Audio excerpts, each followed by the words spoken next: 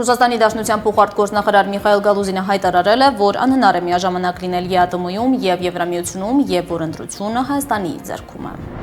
Ինչ գրառում է արել Կանադայի արտգործնախարար Մելանի Ժոլին 2016 թվականի ապրիլյան պատերազմի տարելիցի կապակցությամբ։ Կրկին բողոքի ակցիա կառավարության մոտ Արցախի ազգային ժողովի պատգամավորը ներկայացրեց իրենց խնդրի լուծման երկու ուղղություն, որոնք իրագործելի են։ Հիմնական եզրակացությունը Գյումրիի ընտրություններից քաղաքագետ Բենյամին Մաթևոսյանի վերնագրի շրջանակում։ 10%-անոց անակնկալ Հայաստանին ԱՄՆ մաքսատուրքերը չշրջանցեցին Հայաստանը մանրամասները Լիլիա Ամիրխանյանի հավելվածի շրջանակում։ Եվ ինչ են մտածում Սփյուռքում Գյումրիի ընտրությունների շուրջ ստեղծված իրավիճակի մասին։ Լոս Անջելեսյան խմբագրության հյուրը քաղաքագետ Ռոբերտ Մարգարյանն է։